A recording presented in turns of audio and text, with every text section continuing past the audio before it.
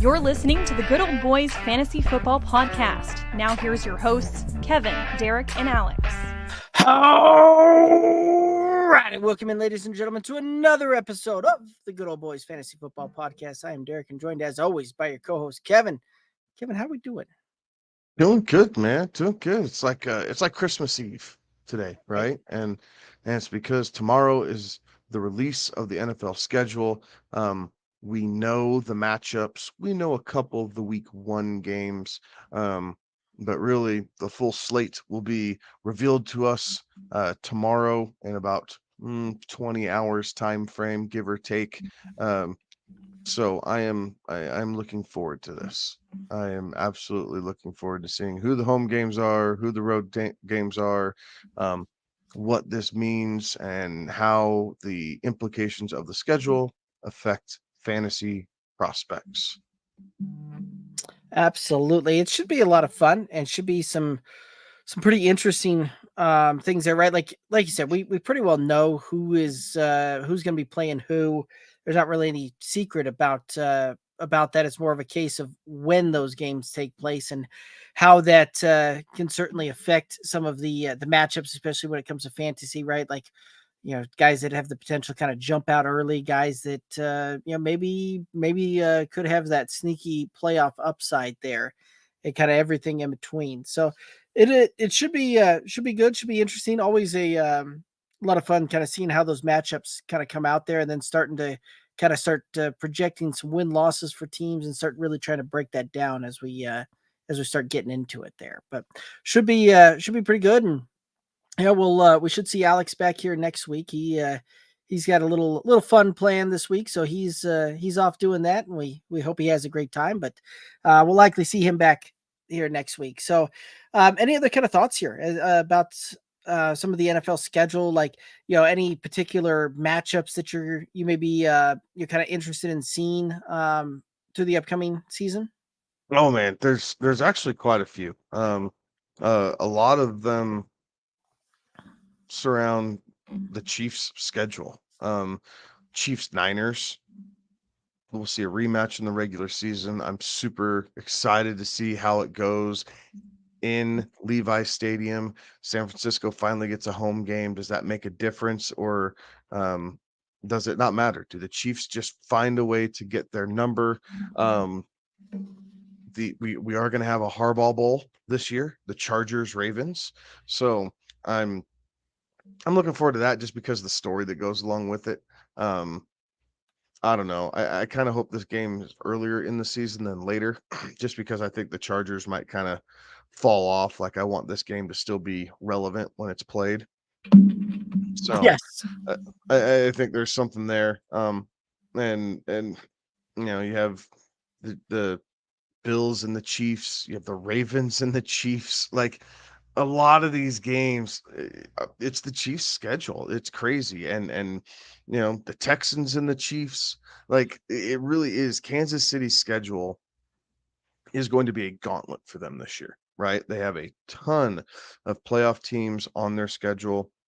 That's what you get when you finish first in your division, right? And you're going through that, so it's not it's not super surprising, but it is one of those things. But you kind of have an old marquee. You have Green Bay and San Francisco, right? You have that. You have Denver and Pittsburgh, which on paper you're looking at and not going, like whatever. But for us Denver fans, right, we're looking forward to this game because we want to show everyone that we made the right call by ditching Russ.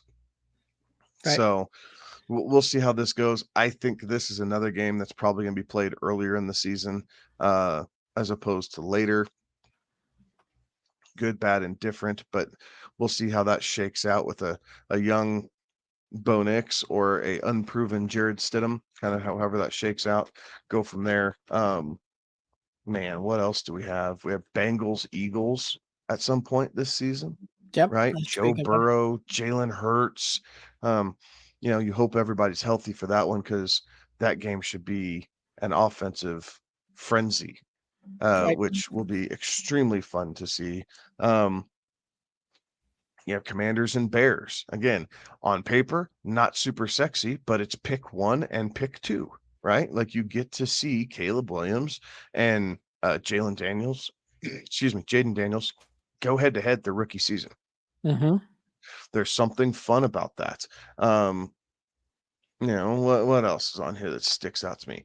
The Eagles and the Packers game, because it's in Brazil, Right. right? We've known this game is going to happen, but I just think that's fun.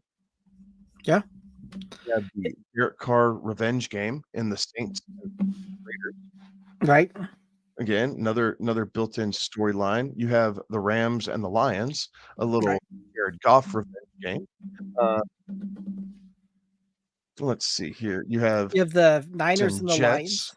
Yeah. Niners and Lions, right? A great game where we're expecting, right, of the last year's NFC Championship game. Mm-hmm. You have Falcons and Vikings, Kirk Right. Cousins going against his old team.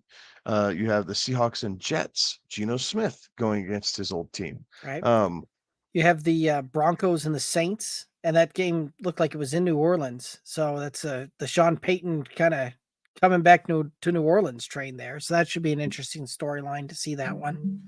right. The Panthers and the Bears, right? The Panthers gave up all these picks to the Bears to trade up and get Bryce Young. Then the Bears took the Panthers pick and got Caleb Williams. So which team will come out on top there? I think this game's actually going to be later in the season.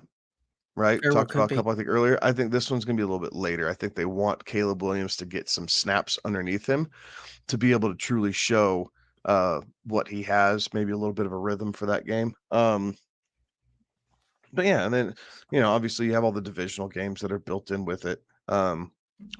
Ooh, here's one. Jacksonville and Philadelphia, the Doug Peterson revenge game. Yeah. So, I mean, some of these are kind of silly, right? But it is the things that we talk about. It's the things that we do mention coming into the week of, and just knowing that these matchups are going to happen. It's just trying to understand the structure, right? Like what team gets off to an easier start and then has harder games late. What teams have a harder beginning of the schedule, but then as the season plays out, it actually opens up a bit for them, right? And the reason that you like to get an idea about this is it's guys that maybe you shy away on draft day from, but you do keep an ear tag on them, right? Like, how is this going to perform? Much like the Jahmyr Gibbs play, right? We said, don't draft Jahmyr Gibbs. Don't draft Jahmyr Gibbs. Right. Through 5 weeks of the season, people were really frustrated. They spent a high draft capital on Jahmyr Gibbs. Not all, but quite a few people traded Gibbs. And then what happens? Monty goes down, Gibbs steps up, and he is unleashed Detroit, right? And then they run a two-headed backfield the rest of the way, where both guys are extremely serviceable. But those who were savvy capitalized on Gibbs, right? They had terrible first month of the season from a fantasy perspective. Owners are frustrated. Give me something instead of nothing. And then boom, you have Gibbs. He starts to pop off, and you're off to the races. And he's a guy that probably propelled you into the fantasy playoffs. So Yeah. it's things like this, how the rookies play in and how this does. So, um, we know that the Ravens and Chiefs are opening the season. I think a lot of people were kind of hoping the Texans would get that slot. Um, just another young up and coming team on the cusp of, much like Detroit last year, and everybody kind of had their fanfare, and Detroit walked into Arrowhead and upset the Chiefs. So how's that going to look? We'll see the Chiefs and Texans later on in the season, but it's a good opening matchup for sure. For sure, it's great television to see the Ravens and the Chiefs go each other week 1. So, um, these things are these things will play out, and the algorithms will come out and run defense and who's playing this and who's playing that. But just to look at it, right? To have the fun and looking at it, kind of create your own narrative in your head of just some of the matchups that we know of. And then tomorrow's unwrapping that gift, right? Like you may know that you're getting a PS5 for your birthday, but you don't know what you're getting to go with the PS5 for your birthday, Right. right? Like, are you getting Madden? Are you getting Call of Duty? Are you getting, you know, some game that you're just going like, I didn't want that. Like that's going to go in the return pile or the exchange pile or something like that. So all these things. But it is exciting, and I do like to see this and kind of pontificate, if you will. There's a $5 word for this evening on what this is going to mean as far as fantasy assets going forward, how their production is going to adjust slightly because of the schedule that they have. Right. And, one of the other things too that we'll see come to play is, another storyline for week 1, right? You got Tom Brady making his broadcast debut type of thing. Looks like that's going to happen with the Cowboys and Browns week 1. So, we'll see how that one plays out. Obviously, Tom Brady having his name in the kind of circulating here recently with that roast and everything else. And I don't know. I don't know if you had a chance to watch that one yet or not, but man, that was that's the jokes are good. The jokes are good. The fallout has been funny as far as the clips that you Right. see across the reels and social media. There was a report that came out today. I have no idea of the validity of this. I just caught the snippet that Tom Brady says he wouldn't do it again. The heartache or hardship that it's caused his children. Like, there's part of this, really, like your kids aren't old enough for anybody to be telling them any of these jokes anyway. So part of that, I don't know if I believe. Like, they don't know that daddy got teased on for 2 hours by a bunch of comedians, athletes, and all this other stuff. Like, they're too young at this point. So I don't know that I'm completely buying that. But if the report is real, that's his story. He's sticking to it. So be it. But it's on record. He got roasted, and it was hilarious. It's very true. All right. So, yeah, I mean, the schedule coming out, definitely something to look forward to tomorrow, and we'll see how that kind of breaks down. And next week we'll kind of go into some of that as well, and start kind of looking at some of the fantasy implications. Wow, that was a not even that difficult of a word that became really hard there, but It's a hard word. yeah, it apparently was. So we'll kind of go through that next week and how some of that might play out, and how strength of schedule, things like that, might play into some of these guys, and from a fantasy perspective, in a way too early reaction type of thing. But should be good and should be a lot of fun there. Some other things to kind of take a look at here, right? Like, rookie drafts are going on, and for those of us that do a lot of fantasy, the best ball drafts are also getting started, and lots of fun there. And I know a lot of folks at this time start trying to do the dynasty startups, things like that. I personally, I think I'd rather just keep rolling with the best ball side of things, but the dynasty rookie drafts are certainly underway. How about you? Do you tend to gravitate more towards like a dynasty startup this time of year? Or do you tend to gravitate more towards a best ball?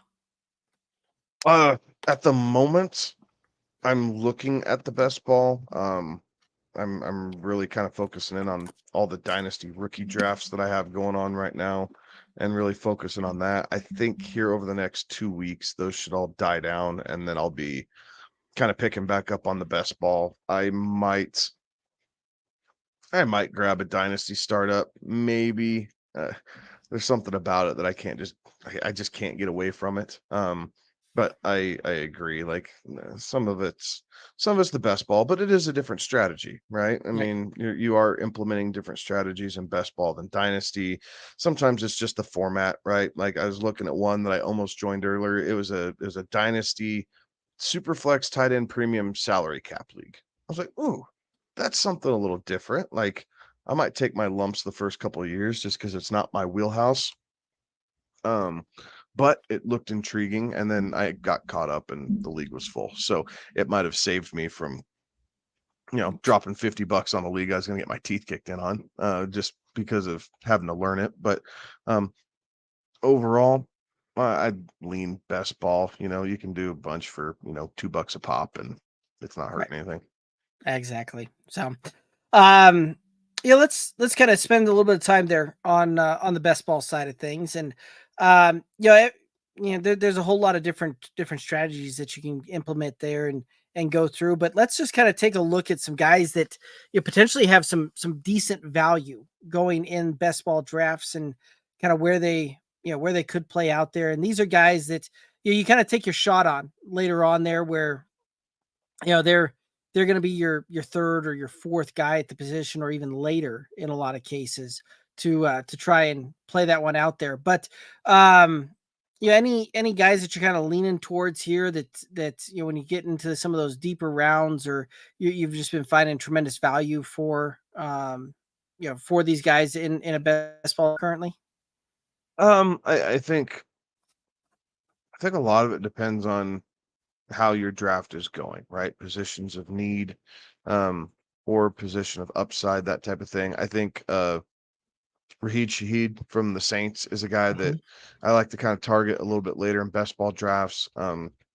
If I'm going pretty wide receiver heavy at the beginning of a best ball draft, there's a lot of running backs in the 8th or 9th round that are very available to help fill out your roster there between 8, 9, or 10, right? And kind of that 3-round range to get a solid number 2, if you will, and then a number 3 to kind of follow it right behind, but you're not giving up too much as long as you're grabbing, a guy there early on. I think some guys that I'm kind of interested in, like I'm interested in Brandon Cooks from the Cowboys. Like, Michael Gallup out of the picture. Brandon Cooks is clearly the number 2 there. Like, what does that do? Are they going to continue to force feed CeeDee Lamb? Yes, that's entirely possible, but that is an offense that I want something in the passing game, right? Like, they are going to just throw the ball a ton. I think you're also able to get your hands on a guy like Josh Downs, right, from the Colts. If you're a believer in Anthony Richardson, right, something later in the draft where you can get your hands on him.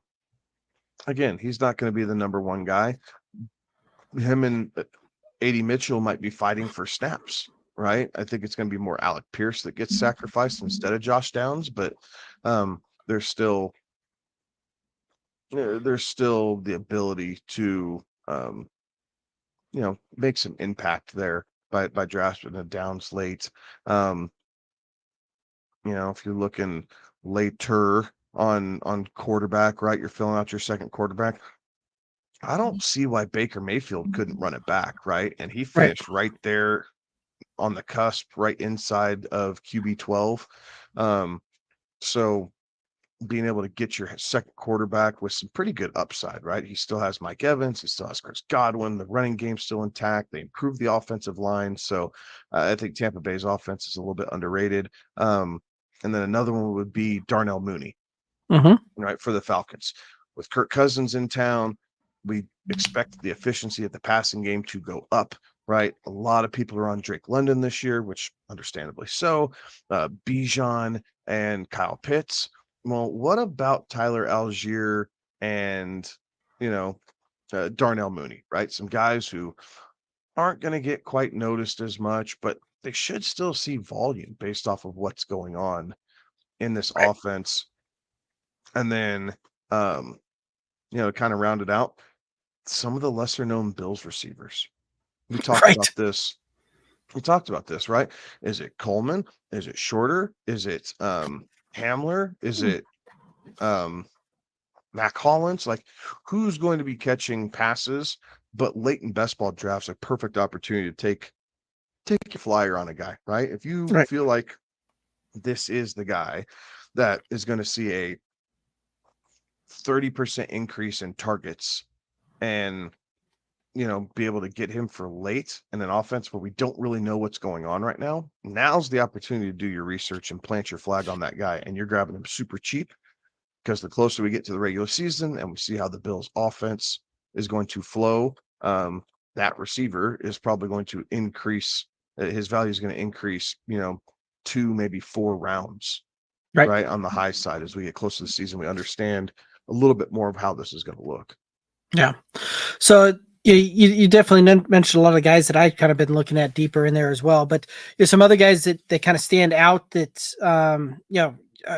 have some pretty decent value. Antonio Gibson right now, right? Like going super deep in there. I get it that he's kind of buried behind Ramondre Stevenson. On a Patriots offense, it's going to be kind of rebuilt here, but yeah, there's definitely some potential value there. James Conner, another guy that kind of stands out where you can get him, super late and certainly some upside there. Keenan Allen, another guy coming off of one of his best years and going much later than he probably should be going currently. You mentioned the Cowboys, right, and how how they're probably going to be pretty pass happy, things like that. But Zeke Elliott's still there, and Zeke certainly still has the nose for the end zone, and it's one of those that I firmly believe that if they get down inside the 3, 4, 5 yard line, they're just going to turn and hand the ball to Zeke and let him try and scamper forward to get a couple of yards and get into the end zone. So I think he'll have the touchdown upside, and where he's going in drafts, that's that's there's some pretty good value there. But some guys that are flying like super low under the radar almost, but they have almost that one of the guys that has kind of almost that Kyron Williams type of upside there that a lot of folks just aren't really looking at is Tyrone Tracy, the running back out of New York. Saquon's not there. Devin Singletary's the kind of the lead back, and while Devin Singletary's certainly kind of put up some decent seasons when he's been the guy, he doesn't have such a stranglehold on that position that he can't be usurped. And young guy like Tyrone Tracy, certainly could potentially do that. And another guy that has a just kind of buried down there, but has some potential upside. Blake Watson, an undrafted rookie that's currently with the Broncos, and I could see the Broncos really running the ball like crazy and basically almost utilizing 4 backs to try and get that done. And almost having 2 different thunder and lightning type of combinations, right? You have Javonte and McLaughlin, and you could probably see those guys do that. And then you could also see Estime and Blake Watson as the kind of the second thunder and lightning type of pairing there. And I could see them really running the ball to allow them to kind of try and bring Bo Nix's progression along through it. And Blake Watson certainly can a pretty good receiver out of the backfield as well. So yeah, here's a guy for you, right? Mhm. Injured, kind of an injury riddled rookie season, flashed a little bit. Kendre Miller, yeah, for the Saints, right? Mhm. What does this look like? Like, yes, I think Kamara's going to have a pretty good season overall. Like, he is a guy who I'm looking at a little bit further down to where I think there's some upside there. We could see a little bit more rushing work out of Kamara this season, but Kendre Miller's still going to be the spellback. And then, I am curious to see what Baltimore is going to do with oh shoot, is it Mitchell? Yeah. Keaton Mitchell. Keaton Mitchell, right? Flashed, looked like lightning in a bottle, and then got injured. But now you have Derrick Henry there. Are they going to try and save Henry a little bit to make sure he gets through the full season? Although injuries really haven't been his problem, right? It was a bad like offensive one. line the last Yeah. couple of years. So I am interested to see what Keith Mitchell does, and then obviously,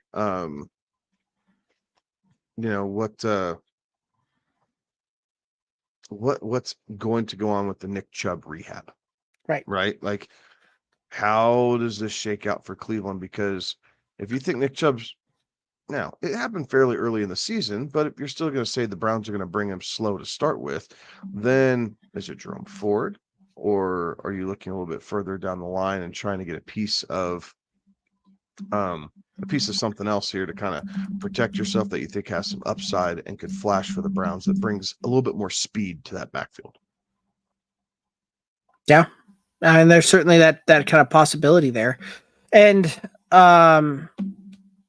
let's kind of just go ahead and get kind of into that next topic there. And so you're kind of the early running back by committees that you're looking to target. And these are kind of the teams that makes sense as far as what you're looking for to try and you want a piece of that running back room there, right? Like the workhorse RB really not necessarily a thing in the NFL, and there's at most maybe a handful of those guys, and even then that's probably pushing it, especially for fantasy purposes. So what are some teams and some potential guys that you're looking for that kind of provide some of a piece of a running back by committee to kind of target here going into some of these drafts?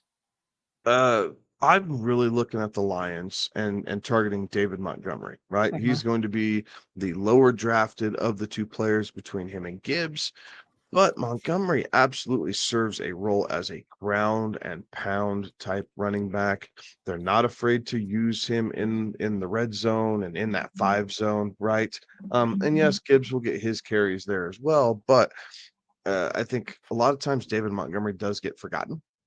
Mhm. So that one's a little interesting. Miami's another one just because they have between Achan and Mostert, both of them had flashes of brilliance. Mostert was a little bit more long-lived, but Achan, thanks to the Denver Broncos, kind of shot out of a cannon and then got injured to kind of understand what that looks like, um, and kind of see how things progress or play along, if you will.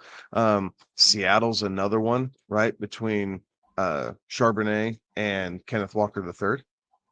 So, those are teams if I know I'm gonna have to go a piece, right? There's bound to be injuries. Kenneth Walker hasn't stayed healthy a full season yet. So maybe I do grab Charbonnet, knowing that at some point he's gonna be the guy there.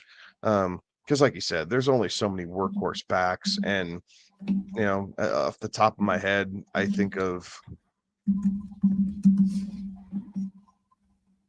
5.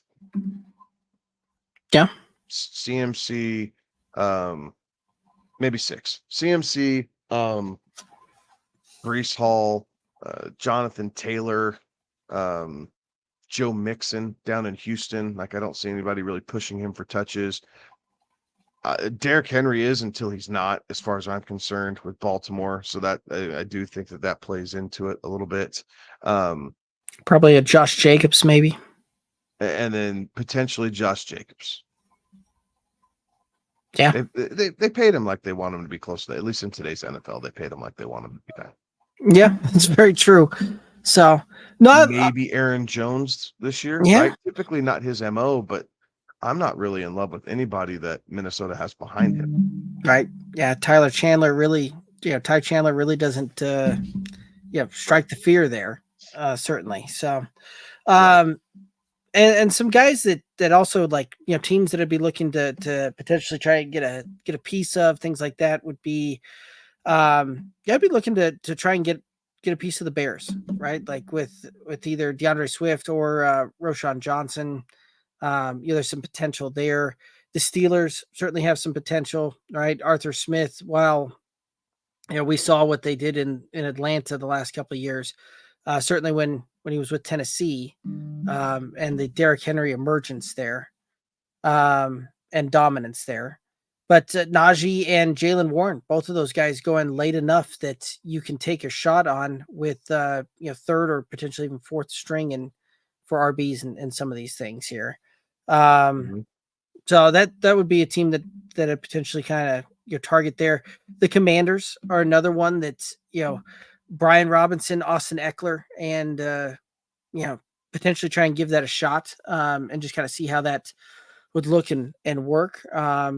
Kingsbury's offense doesn't really cater to a ton of running to it, so you're probably leaning more towards Austin Eckler and just seeing what they can utilize and see if he can grab some of that former lightning, that he and that flash that he had, and see what that Those might guys look like, scare me. right? Those guys scare between Kingsbury's offense and the fact that Daniels can move. Like he has good speed, not quite Lamar-esque, but very much, Jalen Hurts in a taller frame. Mhm. So the Commanders running back room does scare me out of that list. Like that might be the one I'm going, like I don't want to fall in love with Austin Eckler from yesteryear, so I'm probably going to wait on him long enough till he's going to be off the board.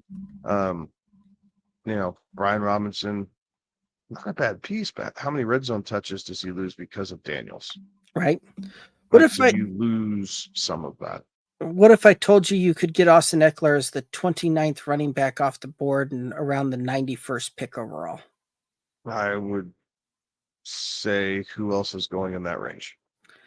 Running back wise, you're in the range of Jalen Warren, Zach Moss, Trey Benson, Jonathan Brooks. Like those are kind of the guys I right would around take him. I would take a flyer on Zach Moss, thinking he might, if he's going to lead there in Cincinnati, I'd take a flyer on Moss. And I think I'd probably take a flyer on Brooks too. I mean, Okay. surely DeAndre Swift's somewhere in that same range, right? Like, give or take a few spots, but I think DeAndre Swift think is that's right. 80th off the board right now, so about 11 picks before. Okay, so a full round or half a round. So I mean, yeah, I'm not saying I wouldn't be enticed, and in best ball, maybe I do. I just don't know that I want to do that in redraft, and part of it's because I got burned a couple spots on him last year, and I hold grudges. I hold grudges. Wasn't Fair enough. completely Eckler's fault, and I understand that, but I do hold grudges. And now he's going to a new offense with a pass-happy coach. Yes, he might catch some balls out of the backfield, but having a mobile quarterback, we're going to find out when the NFL snaps are real how much Daniels likes to sit in the pocket and truly be a passer, like the commentators and national media are telling us, or is he going to peel out and run? Because I think he's going to peel out and run, and my thought process behind that is the games against Alabama and Georgia. He was not as effective as a passer to begin with, so he just ran. He was very effective running, but he did run. So, right. Well, and you just named two defenses that tend to lean more towards a pro style defense, and how they kind of, how they kind of play some of those coverages and how they line up, and there's a big difference when you're throwing against Tulane versus when you're throwing against Georgia. Yeah. So Trey Benson's interesting to me, right? And not that James Conner's done a pretty good job of shaking off that injury bug that he had early in his career. So I don't believe that tag is necessary for James Conner, but I do think that they're probably going to be a little bit more balanced in the desert, and you're going to want to spread some of those touches around. So I do think Trey Benson's going to see probably a little bit more run. It just depends on what he's able to do with it. Fair enough. Well, any other thoughts here on any potential kind of running back by committees to target here? Any other teams that you want to kind of take a peek at? Running through the mental checklist here. One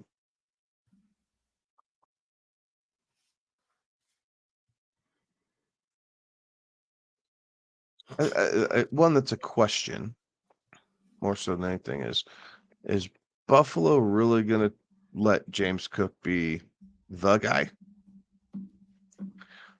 Or is there, is it Frank Gore? Is it, one of these other guys that they've brought in?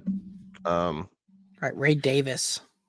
Right, something like that, who's going to just eat into some of that work, right? Because while James Cook was good, especially when he was featured, he did put the ball on the ground a little bit more than I think what you wanted to see out of your top running back. And if they feel like they have other options, how fast does he get put in the doghouse? Because we did see that for stretches last year too, right? James Cook would put the ball on the ground, they'd be pissed, and then they'd sit him for the next 7 series. And he went from having, two carries for 23 yards and 1 catch for 8 yards with a fumble, and then nothing else. Right. Yeah, I mean, there's certainly something to that.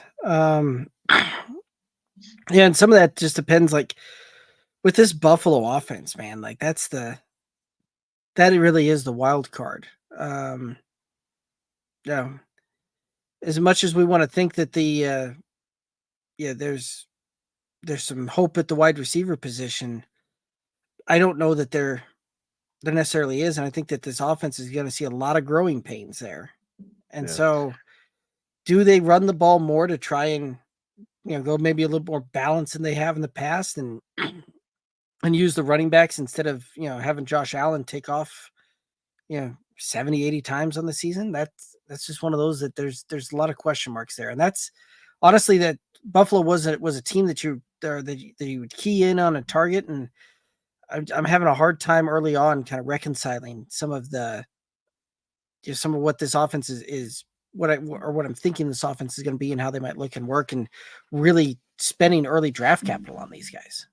Yeah, absolutely. Here's another one that it came into mind and then it flew out of mind. Tennessee, between Tony Pollard and Tajay Spears. Yeah. Oh. Yeah. This Tony, we kind of saw last year in Dallas, right? Like Tony can't do this all on his own. He is not so this is a true RBBC, yeah. right? And so, I mean, do you want to take Pollard, or are you comfortable waiting, a few rounds and then picking up Tajay? Right. Yeah, I mean and you had the comment earlier about Eckler and being burned by that. I had the Tony Pollard experience last year in the home league, and when you took him in the second round, you felt like, oh my gosh, like we're ready to rock and roll, and we're just going to kind of have our running backs locked and loaded with the Bijan and Tony Pollard combo. I walked away with the draft on, and nope. So I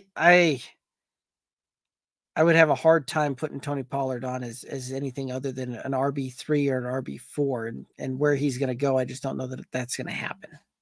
Right. In those drafts. So at that point, probably reach out and try and get a Tajay Spears, because I don't know that you're going to see. I think you really are going to see almost a 50-50 timeshare between those two.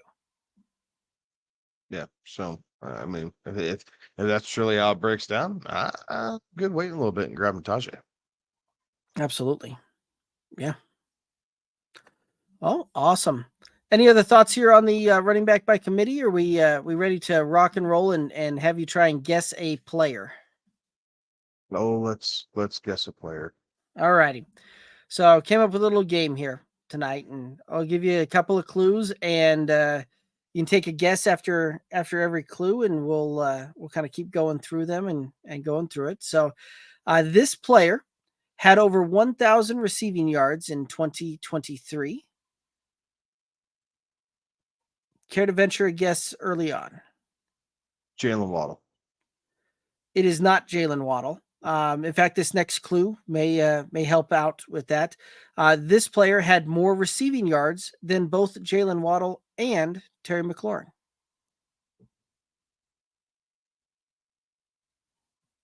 Michael Pitt.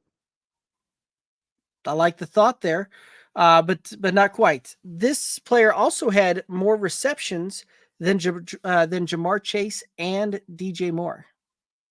Combined? Or each individually? Each individually. Each individually. Okay. Keenan Allen. Oh, I like it, but not quite. Okay. This player did not lead their team in receiving touchdowns last season. Ooh.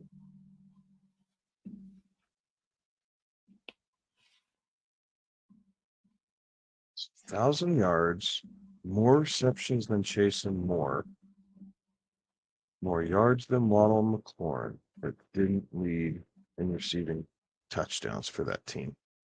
Correct. Oof.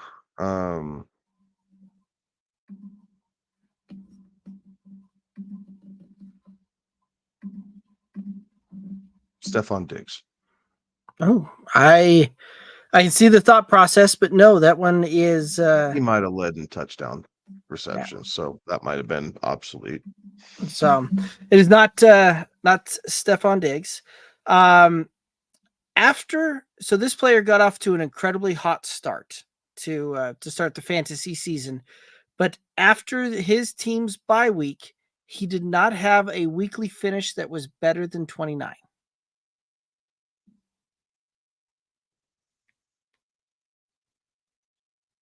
Debo. Ooh, not Debo. And here's the last question, last hint. This player had the most receptions for a wide receiver outside the top 24 wide receivers for a yearly finish.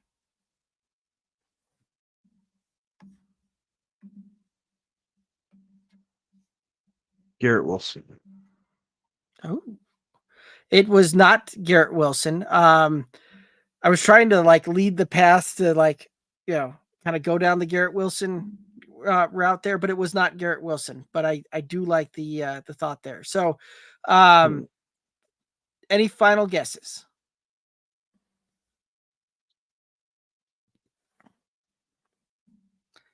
I'll give you one more hint then. This player is over 30 years old.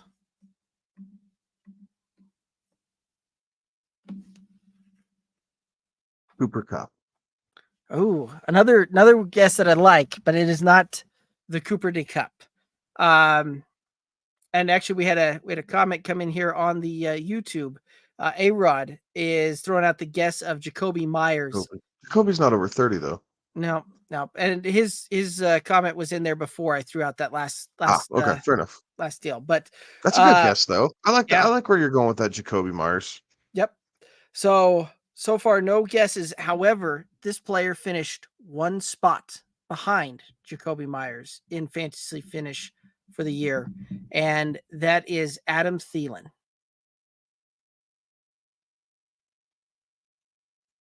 It's out the front door. Yeah. He did start out hot. I mean, I remember that. So he had over 100 receptions, got to 103 receptions, which he was the only player outside the top 24 to get that kind of receptions to it. Posted just like 3 yards a pop. Well, yeah. And his 103 receptions came out to be 1,014 yards. So it was not much there. And at 4 touchdowns, was second on the team in receiving touchdowns. DJ Chark had 5 on a very bad Carolina Panthers defense or offense. Okay. So, but interesting. Yeah, it was definitely a good one there. And you know what? Maybe we'll have to keep this one going, and we'll have to have you and Alex come up with one there, and we'll try and keep that ball rolling and stump it on the guess the player. Right? Yeah. Riddle me this, Batman. Exactly. So that was one going through that. It was trying to pick out clues that would lead it to it, but did not necessarily give it away. So, alrighty. Any other thoughts here on the guess the player? No, I mean, like you said, it started out hot, right? Thielen kind of jumped out of nowhere to start. So he's very much a nice surprise, but yes, definitely faded down the stretch. What did they had a bye week in week 7. Is that what it was? Yeah. And week 3 through 6. So the 4 weeks leading into the bye week, he was wide receiver 5, 29, 5, and 4 for weekly finishes. Like absolutely just on a tear those weeks where in 3 of those 4 weeks he existed. Yeah, and 3 of those 4 weeks he had 11 receptions. And not surprisingly, all 4 of his touchdowns came in those first 6 weeks. So if you drafted him and then managed to flip him very early on in the season, good job. Yeah, absolutely. So, alrighty. Maybe you're able to do that for Jahmyr Gibbs. Yeah, that would have been like nice. Name value. You would have definitely oh no, whatever. But the guy was struggling at wide receiver, and Gibbs was struggling at running back. Like I don't know. Yeah. We've seen weirder trades, right? Oh yes. some absolutely berserk trades come through. So, but well, I think that's basically everything we've got on the docket here tonight. Anything else you want to rock and roll through? No, I'm not talking hockey tonight because the Avalanche dashed my hopes and dreams last night, and I'm mad at them. Um, Go Nuggets! They're up by 6 at halftime. We're gonna see how this plays out, but again, I'm looking forward to the schedule release. Right, see where this shakes out, being able to navigate through and start to get an idea, right? The picture that we paint in our heads of go through and you count wins and losses, right? You count primetime games. You start coming up with, all right, this is how I feel like they're going to shake out. But there's some teams that have brutal schedules, right? I know the Mhm. Cowboys have 9 games against playoff teams on their roster. The Chiefs, I think, I think the Chiefs have 7, I believe. Um, so that'll be an interesting one there. 7, 8, I think 8. Um, so yeah, so some teams definitely have gauntlets to go through, but it's the NFL, right? Like they're supposed to be able to do this. It's geared towards the top teams playing top competition, and for the bottom teams to be able to improve without just getting beat into the dirt year over year outside of their division. Um, so we'll see how this shakes out, but I'm looking forward to it, and maybe we'll see some initial win-loss totals next week. Yeah, yeah. I have a feeling we'll probably see that way too early type of stuff, and then we Oh, can. yeah. Yeah, there's always some See the value in Vegas lines.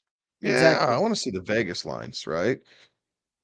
and that's always Where fun you're when you can see that and get out ahead of that and get some early absolutely, value on those. So absolutely. See if you can be smarter than the shark. absolutely. Alrighty. Well, that's gonna take us down to the end of it, and um, yeah, that's gonna. We'll be back next week as we start rocking and rolling through some of the schedule release there and getting ahead of some of the early wins losses. We'll have some other fun around some of these other kind of pressing topics as we start going into the fantasy off season. We got A Rod actually asking a question here, so we'll hit this one up before we call it a night. What do y'all make of the Patriots wide receivers in best ball? The rookies and Douglas are going before Kendrick Bourne, who was the Pats' number one wide receiver last year, I thought. Yeah, they certainly are, but Kendrick Bourne's coming off of a pretty serious injury that happened late in the season. So it's not necessarily, ACL, yeah. yeah, yeah, it's I not wouldn't be necessarily surprised if he started on the PUP list. So right. that's why you're seeing some of that disparity. Now, he's not a bad player to look at, right? If you're looking for some possible help, some lift late season, especially after you think, if Drake May's getting his feet underneath him and being able to go through it. But um, Douglas and Polk for sure, I think are going to be right there in that top 3. I think Bourne does work his way back up there once he gets healthy, but we got to get him fully recovered first so he can get on the field and be productive again. Right. I mean, Kendrick Bourne going, you're kind of 90th wide receiver off the board. So way, way late. And you can certainly take your shot on him. And, at that point, you're not really giving up much in draft capital. So if you're, sitting there in the very late stages of a best ball draft, you can certainly kind of rock and roll that, right? He's picked 230 overall in a lot of the kind of consensus ADPs that I'm seeing here. So now you can certainly take your shot on him, but again, if I'm looking at that late, I'm swinging for the fences and I'm trying to go pure upside. And with guys coming off of the ACL, it can it Makes it take tough. yeah, it typically takes a year at least for him to kind of get back through there, but oftentimes it takes almost 2 years before we see them kind of return to form and really kind of get back into it. A-Rod saying Bourne basically not even getting drafted in best ball. Yeah, he's not, but there's kind of some guys down in there that I'd probably take a shot on over. I'd probably take a shot on like Zay Jones, who's kind of in that similar range there, right? I'd probably take a shot on Zay Jones. Maybe even take a shot on like Brendan Rice. Just kind of other wide receivers in that area that I'd probably take a look at there.